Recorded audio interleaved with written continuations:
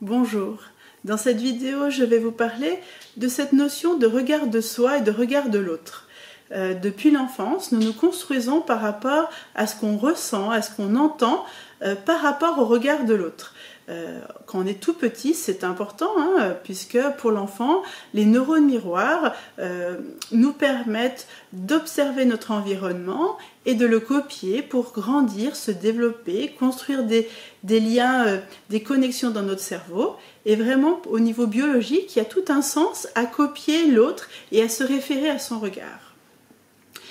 Mais avec le temps, il y a une partie de nous qui devrait se détacher de ce regard. Donc souvent au moment de l'adolescence, ça commence plus tôt, clairement. Assez petit, l'enfant va chercher à être unique, mais il y a une période où on va devoir vraiment lâcher ça. Et moi je pense que c'est l'adolescence qui est vraiment l'étape de bascule et qui permet de passer à, au lieu de me référer au regard de l'autre, je vais me référer à ce que moi je ressens. Donc lorsque dans l'enfance on a une éducation plutôt bienveillante, présente, à l'écoute de la singularité de qui on est, on peut à l'adolescence, malgré les changements, se référer, apprendre à se référer à soi. Simplement ça c'est une théorie pour l'instant pour moi, et je me rends compte que la plupart des gens passent de je me réfère petit à ma famille, ensuite je me réfère à l'école, je me réfère aux amis, au travail, et plus on grandit, plus on vieillit, plus on se réfère aux autres. Il y a peut-être un âge où on va lâcher, on va dire on s'occupe plus trop du regard des autres, mais il y a une grande partie de notre vie où on vit par rapport au regard des autres, et je trouve que cela est dommage parce qu'on ne peut pas en fait se référer aux autres, puisqu'on est unique. On a une singularité, on a une vibration unique, et même si chez les autres on va trouver des outils pour pouvoir nous comprendre qui on est, se développer, on va dire qu'on aime des choses, ce ne sera jamais nous. Donc essayer de reproduire quelque chose qu'on voit, c'est assez délicat. Moi j'ai eu cette expérience en salon de coiffure, quand les personnes arrivent avec une image, soit d'une star, soit d'un magazine, en disant « je veux cette coupe ». Et la réalité, c'est que jamais on arrive à avoir cette coupe.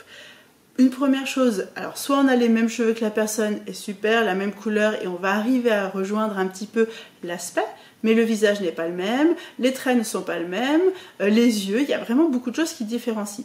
Alors bien sûr, vous allez dire, on peut tendre à cette coupe, ça peut être une représentation de l'idée qu'a la personne, on est ok.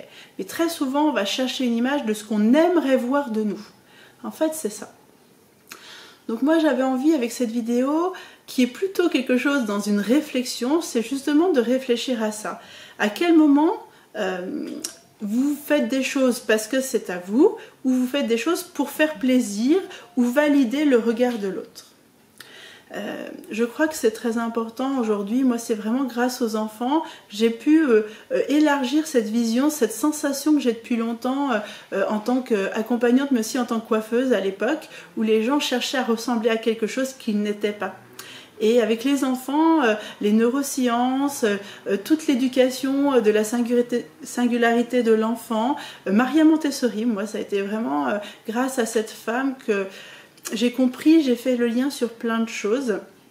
En fait, oui, il y aura toujours des moments où on va aller se référer aux personnes, tout petit c'est souvent, mais je crois que c'est important de se référer à soi. Et Maria Montessori, elle propose depuis le premier jour de vie de l'enfant, de le mettre devant un miroir. Dès qu'on va le poser sur un tapis, sur l'espace nido comme elle appelle ça, donc l'enfant peut avoir 3-4 semaines, on va le poser dans son espace à côté de nous et il a un miroir. Parce qu'il va apprendre grâce au miroir à se dissocier au fur et à mesure du parent. Et les enfants qui ont un miroir, très tôt ils vont dire « ça c'est toi, ça c'est moi ». Et ça c'est très important cette notion-là.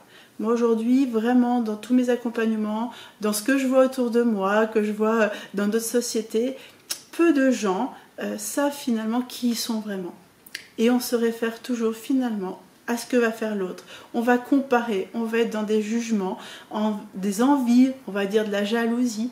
Et en soi, je sais que ce n'est pas la nature des gens, c'est juste que c'est un mode de fonctionnement. Et je crois pour l'avenir, grâce aux pédagogies positives, à toute la conscience qu'on a en neurosciences cognitives et affectives pour les enfants, eux auront peut-être des outils différents et ils pourront se dissocier du parent.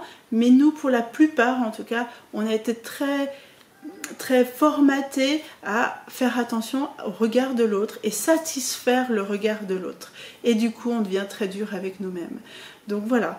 Moi, cette vidéo, elle était vraiment une réflexion autour de cette notion-là, qui est très importante, je crois, quand même, dans notre société aujourd'hui, qui est très lourde, autant sur notre apparence que sur nos valeurs et nos qualités.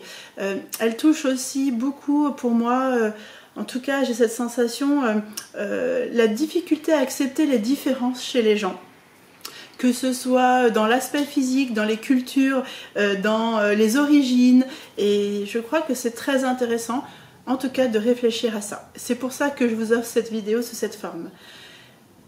Pour revenir à un petit exercice quand même, comme j'ai dit il y a quelques minutes, ce que vous pouvez faire, c'est, si vous avez l'habitude de prendre un temps d'observation, comme l'exercice du début de semaine, et bien prendre un temps d'observation, à quel moment vous faites des choses parce que c'est vraiment un élan du cœur et vous ne réfléchissez pas à ce que vont dire les autres, et les moments où vous allez faire des choses pour vous faire plaisir. Je ne dis pas qu'il faut être à 100% faire que pour soi. Bien sûr, l'autre est une référence, il est une limite à notre liberté dans le sens où lui aussi a le droit à son espace de liberté et nous on a notre espace de liberté. C'est en étant dans la coopération que chacun va pouvoir garder cet espace, mais juste prendre conscience de est-ce que vraiment, souvent je fais des choses qui me font vraiment plaisir sans avoir des effets négatifs sur les autres, bien sûr, voilà. Donc voilà, j'espère en tout cas que cette vidéo vous aura un petit peu émoustillé le cerveau, ouvert une porte pour réfléchir, même emmener un outil de réflexion à vos modes de fonctionnement et à ce qui vous pèse, pour toujours plus d'amour de vous-même, du respect de votre singularité et de votre vibration unique. Je vous remercie et à tout bientôt pour la dernière vidéo.